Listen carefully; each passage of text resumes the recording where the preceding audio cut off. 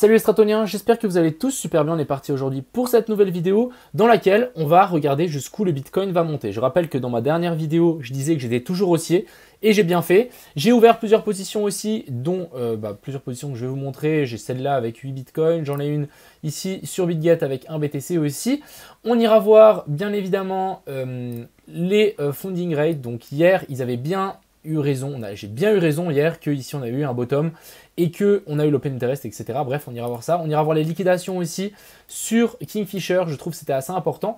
Et puis deux, trois trucs, deux, trois bricoles sur Twitter. Enfin bref, notre objectif dans cette vidéo, c'est de voir jusqu'où le Bitcoin va pouvoir monter, jusqu'où on va aller sans trop d'encontres, jusqu'ici, jusqu'au 23. Bref, plusieurs zones à surveiller, plusieurs zones à voir. On va regarder ensemble laquelle est la mieux. Et puis, on va tout simplement placer du coup nos TP en fonction. Mais pour le coup, ici, on a une jolie petite inversion de structure. Je vous en parle dans cette vidéo. N'hésitez pas du coup à me dire si ça vous plaît, ce genre de vidéo où je partage un petit peu tout et je vous montre comment ça se passe même derrière la scène, entre guillemets. Je suis aussi en train d'expérimenter le copy trading ici. Donc, il y a déjà des personnes qui me suivent. Pourquoi pas, mais je suis en train d'expérimenter ça, donc dès que j'ai plus ou moins quelque chose d'intéressant par rapport à ça, je vous enverrai directement qu'est-ce qu'il faut programmer, etc. pour le copy trading. Ça, c'est le compte de copy trading. Mon objectif, c'est de continuer en fait mon défi. Donc, je partais de 1000 et mon objectif, c'était de monter à 100 000. Actuellement, je suis à 2200, quelque chose comme ça. Et du coup, on va continuer le défi en copy trading. Si vraiment, je voudrais vraiment qu'ils ajoutent juste encore une petite chose sur le copy trading, mais voilà. Donc voilà un petit peu ça. Je vous en parlerai au plus vite dès que j'ai plus ou moins tout terminé, etc. et que je suis plutôt à l'aise aussi avec la plateforme, etc. Et puis, n'hésitez pas à vous créer un compte BitGet si c'est toujours pas le cas. Comme ça, vous êtes déjà prêt au moment où je partagerai ça. Je sais pas, mais il y a, si je dis pas de bêtises, j'ai pas juste envie de vous montrer mon nom, mais il y a déjà genre 29 personnes qui sont, donc c'est déjà 10% de plein. Je sais pas si on va être plein direct, si je partage une vidéo, etc. Bref, affaire à suivre. Donc voilà, on est directement parti pour cette vidéo. Crypto,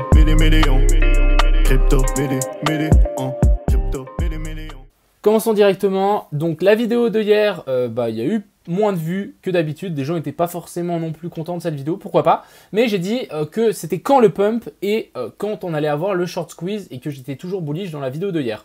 Finalement, j'ai bien fait. On a, hier, la vidéo que j'ai faite, on était ici, on a bel et bien rebondi. Donc ça, c'est plutôt une excellente chose pour le coup. Et du coup, j'avais raison, rien à dire. Et d'ailleurs, tous les gens qui disaient que je comprenais rien dans les DM et que il fallait shorter, etc.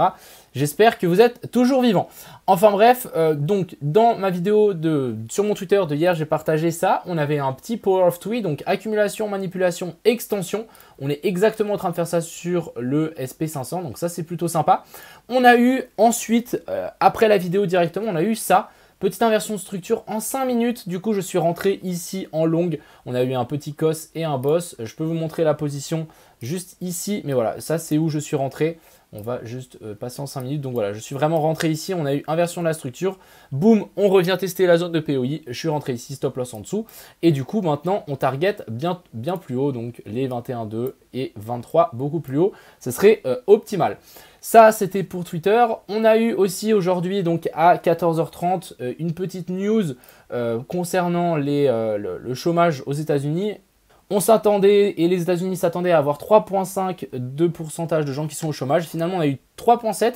Donc, on a eu une augmentation des gens du chômage. Par contre, on a eu des trucs un peu plus intéressants. Ici, il y a eu de la hausse, il y a aussi des baisses, bref. Mais en général et en globalité, plutôt intéressant et plutôt pas mal les news qu'on a eu. Donc, finalement, le marché a directement pump.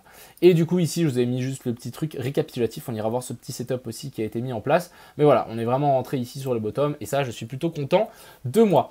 Passons directement sur Kingfisher. Donc, Kingfisher, on a des liquidations au nord et au sud. On va peut-être juste recharger ça.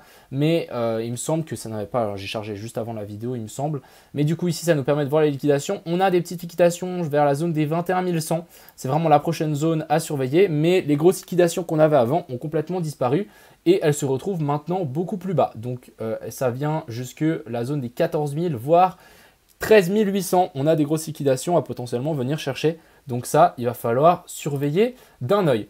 En tout cas, du côté du l'Open Interest, j'ai eu raison aussi hier, comme quoi j'étais assez persuadé qu'on allait avoir un short squeeze. On l'a bien eu. Donc comment j'ai pu identifier ce short squeeze? Tout simplement, on avait le cours qui descendait. On a eu les funding qui descendaient et l'open interest qui montait. Donc ça veut tout simplement dire qu'il y avait beaucoup de shorts qui étaient en train de se mettre en place ici. Quand il y a beaucoup de shorts qui sont en train de se mettre en place et que l'open interest monte comme ça, vous pouvez être sûr qu'on va les rect petit à petit par après. Du coup, qu'est-ce qui s'est passé? Bah là, le cours est en train de se retourner et on est en train de les rect. Hein. À chaque fois qu'on a une grosse bougie verte, on a une grosse bougie rouge sur l'open interest. Même chose ici, grosse bougie rouge à chaque fois qu'on a eu un pump. Donc liquidation, liquidation, liquidation des shorts quand on monte. Donc ça, c'est plutôt une excellente chose. Maintenant, ce qu'il faut quand même faire attention, c'est que on a de nouveau les funding ici dans le vert, donc il faudra surveiller tout ça. Donc là, encore une fois, plus de longs pour le moment qui sont en train de se mettre en place. Mais pour moi, c'est les longs qui reviennent à niveau, c'est juste les shorts qui sont en train d'être clôturés. Du coup, en fait, les funding repassent dans le vert, rien d'anormal. Du côté du coup de mon trade BitGet, donc ça c'était vraiment celui-là que je vous ai montré ici. On est vraiment rentré sur le plus bas, donc très intéressant celui-là. Celui-là compte pour le copy trading. Et aussi deuxième trade que j'ai pris celui-là, donc 8 BTC, je suis à plus 4300 et des brouettes. Mon objectif c'est de monter à 23 000, comme ça je récupère 25 000 $. Après je pense que on va pas trop être greedy et je pense que les 21 200 sont largement faisables, ça nous fait déjà 11 000, c'est très très correct pour le coup. Et pour continuer, donc, on va analyser bien évidemment ce Bitcoin qui continue à pump et je vais vous montrer les différents scénarios. Donc hier, juste après ma vidéo, on a eu cette inversion de structure ici en 5 minutes, très très propre. Donc vous voyez qu'ici, on a eu un joli changement de caractère avec un COS et un boss, breakout, et là, ça a commencé à pumper. Quand on a eu ça, là, je me suis dit, ok, là, clairement, on va former un triple bottom. Donc ici, on a bel et bien un triple bottom qui s'est formé. Ça veut simplement dire que ici en dessous, on a une liquidité de fou malade. Ça veut dire que là, il y a de la liquidité à potentiellement revenir chercher. Donc là, ce qui est sûr, c'est que si on pump, à un moment ou un autre, on reviendra chercher plus bas de cette zone-là. Donc si vous avez raté le train, si j'étais vous, moi je commencerais à placer mes ordres ici en dessous, voire beaucoup plus bas. Parce que là, vous pouvez être sûr qu'on va y revenir. On va rechercher cette liquidité avant de pousser vers le haut. Ça, c'est obligé. Maintenant, où est-ce qu'on va pouvoir grimper? Du coup, on a déjà cette fameuse zone ici. Là, on a une grosse zone de fair value gap. Donc, je vais noter, donc depuis ici à là, même voir un peu plus haut, on a une grosse zone de fair value gap. Je pense que je peux même monter jusqu'ici. Ça dépend de la time frame dans laquelle je la dessine. Mais en gros, il y a une zone verte ici. Donc là, on en a déjà eu une petite qui monte jusqu'à 21 000. Bref, en tout cas, ici, on a une zone d'intérêt. On a une zone de fair value gap à potentiellement venir chercher. Et aussi, il faudra absolument qu'on pète ce sommet-là. Donc là, déjà, premier TP, je pense, vers la zone des 21 200, ça me semble complètement faisable. Ensuite, ici, deuxième TP, l'Equal High. Donc ici, on a de la liquidité qui est posée au-dessus. Et encore au-dessus, on a ici cette zone de fair value gap. Donc depuis ici à ici, je peux même prendre, je pense que jusque là-haut, on peut tirer ça. La zone des 0,5, elle revient vers la zone des 22 500 et je pense qu'on peut même monter jusqu'à 23 000. Donc ces retestes-là, récupérer toute la zone de fair value gap qu'on a laissé ici. Hein. Donc je vais vous montrer, mais voilà, ici, tout le bloc vert, revenir chercher jusque tout en haut la zone des 23 000 et ensuite on se retournerait. Même chose hein, ici, grosse zone de fair value gap jusqu'à la zone des 21 300. Ce sont ces deux zones vertes qu'on doit potentiellement revenir chercher avant de s'enfoncer plus bas. Et une fois qu'on aura fait ça, on pourra dire ok, intéressant, là maintenant on peut chuter, on en a même une autre un petit peu plus haut vers la zone des 23 600. Après c'est un peu plus tiré par les cheveux, mais pourquoi pas, encore une fois. Je vais vous mettre la zone de volume profile, je pense que ça vaut la peine, donc on va mettre indicateur, je vais aller dans mes favoris et si je dis pas de bêtises, c'est celui-là, profil de volume de la gamme visible. Donc ça, il vous faut le TradingView payant si jamais pour pouvoir activer ça. Et vous avez une réduction avec un lien dans la description si jamais. Donc ici, on voit bien que grosse zone de fair value gap et on en a une autre ici en haut. Donc celle-là, elle correspond aux 21 400. Un petit peu plus haut que les zones des 21 200, mais ça reste quand même une grosse zone, un gros bloc à potentiellement venir casser ici pour pouvoir pousser vers le haut. Et encore une fois, si on vient casser, je vais vraiment vous montrer tout. Si maintenant on vient casser tout ça vers le haut, on peut voir qu'on a une première zone ici de résistance, donc entre la zone des 21 600 à 21 200, grosse zone ici, et deuxième grosse zone, c'est ici, donc entre la zone des 22 800 à 23 300. Donc pour moi, ce sont mes deux zones très intéressantes, la première ici, la deuxième ici, et pourquoi pas prendre un TP intermédiaire ici. Mais pour le coup, moi je pense qu'on peut largement remonter jusqu'ici, remonter jusque là, et ensuite, soit l'un soit l'autre, on dévisse vers le bas. Ça, c'est vraiment le plan que j'ai actuellement sur le BTC par rapport à cette fameuse zone de volume profile et des fair value gap qui correspondrait plutôt très bien. Je peux vous montrer aussi un petit setup que j'ai partagé donc aux gens qui étaient dans le groupe VIP par exemple. Très basique, très simple. On avait ici une impulsive, donc on est actuellement dans une tendance haussière. Hein. Vous voyez qu'ici on fait à chaque fois des clôtures au-dessus, donc jolie tendance haussière ici qui est en train de se mettre en place. Et on était revenu chercher la zone de POI ici, on était venu chercher ce bottom là, en correction en A, B et puis C. Donc ici on a notre A, B puis C, ici on a notre A, B puis C, et ici correction en 1, 2, 3, 4, 5, ou même à partir de là, 1, 2, 3, 4, 5. Donc ici pour moi le bottom était trouvé, on avait une grande A, B puis C. Et ensuite qu'est-ce qu'on a venu faire? Tout simplement en 5 minutes, vous voyez qu'ici on est venu faire un boss, donc breakout de la structure baissière de cette dernière structure ici. On a eu un breakout ici, donc magnifique. On revient retester les zones un petit peu plus bas, on vient retester même ce bottom-ci et ensuite départ. Donc là, on avait de nouveau une petite inversion de structure dans la tendance haussière et ça, c'est des zones dans lesquelles vous pouvez rentrer. Pour les gens qui ne sont pas forcément rentrés sur le bottom, il y a des autres endroits où vous pouvez rentrer en chemin, mais il faut bien analyser, ok, on est dans une grosse tendance haussière, mais on est dans la fin d'une petite tendance baissière dans la grande tendance haussière. Du coup, je longue à ce niveau-là. Et ensuite, on repart directement vers le nord. Et là, on aurait vraiment pu avoir un joli ratio. Hein. Imaginons, on serait rentré là, parfaitement ici. Je vais vous le montrer, mais on serait rentré sur le petit pic ici. Hop. Ensuite, on aurait mis stop loss sous ce plus bas là. Et on aurait TP jusqu'ici. Donc là, on aurait eu un ratio de 4,6. C'est très bien.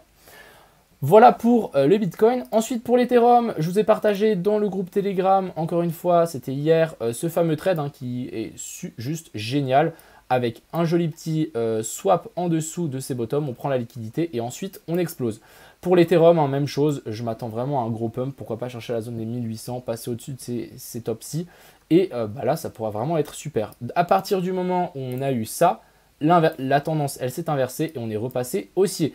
Aucun des moments, on est repassé baissier. Vous voyez, on fait toujours des plus bas, toujours plus haut et on fait toujours des clôtures au-dessus des anciens tops. Et du coup, clairement haussier.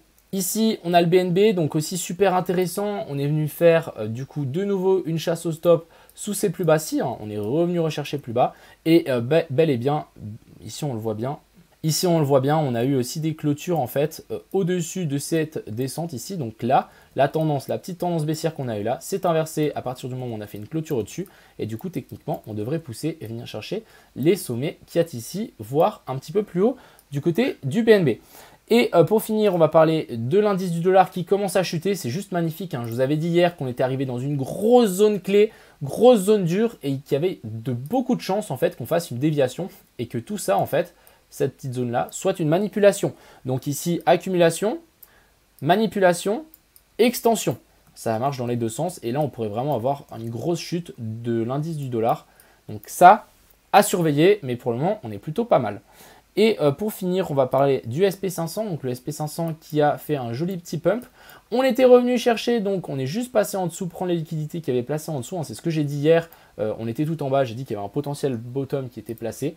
Magnifique, ça a pumpé. Et ici, on a de nouveau cette fameuse zone de manipulation, accumulation et extension. Ce n'est pas dans le bon ordre, mais on l'a bel et bien ici. Hein. Regardez, accumulation, donc joli petit range, manipulation et ensuite extension. Donc là, voilà, on est même monté beaucoup plus haut, mais on a eu une jolie petite extension. Et du coup, maintenant, on est en train de batailler sur ces sommets-là. Mais pour moi, ici, le SP500 a bel et bien trouvé bottom. Et il y a de fortes chances qu'on revienne chercher beaucoup plus haut. Hein. Quand je dis beaucoup plus haut, c'est chercher toutes ces zones-là, voire même passer au-dessus de ça et venir chercher encore plus haut. Et ça, c'est quelque chose qui rentre clairement dans mon plan. On peut même chercher, en vrai, même le bottom est potentiellement trouvé. Hein. Je ne sais pas si vous vous souvenez, mais de cette flèche ici, je l'avais mis il y a super longtemps. Bah, on est en train de rebondir, on est plutôt pas mal hein, pour le coup. Hein, regardez, je ne sais pas si vous vous souvenez mais de mon analyse ici des moins 8%. Je pense que je peux facilement la retrouver sur mon petit Twitter. Mais je ne sais pas si vous vous souvenez, mais j'avais mis cette petite analyse ici il y a super longtemps sur ce fameux SP500. Mais je pense, voilà, on était là. On était ici, j'avais mis cette flèche, on devait descendre jusqu'ici en bas pour ensuite repartir. Ben là on est pas mal, hein, on est pas mal et là on est en train de rebondir donc je pense que ça peut continuer à grimper et on peut peut-être même chercher plus haut. On verra. Après, il faudra quand même nous former un petit bottom ici, parce que pour le moment, ok, on a un rebond, mais il faudra quelque chose un petit peu plus clean. Mais ça commence à être pas mal. Voilà un petit peu l'analyse du jour. J'espère qu'elle vous a plu. J'espère que vous avez réussi à gagner de l'argent dans ce move. C'est l'objectif. Et puis, j'espère qu'elle vous a plu. N'hésitez pas à mettre un like si elle vous a plu, tout simplement. Et n'hésitez pas à vous abonner si vous n'êtes pas abonné. Enfin bref, je vous souhaite une agréable soirée. Profitez bien et à plus.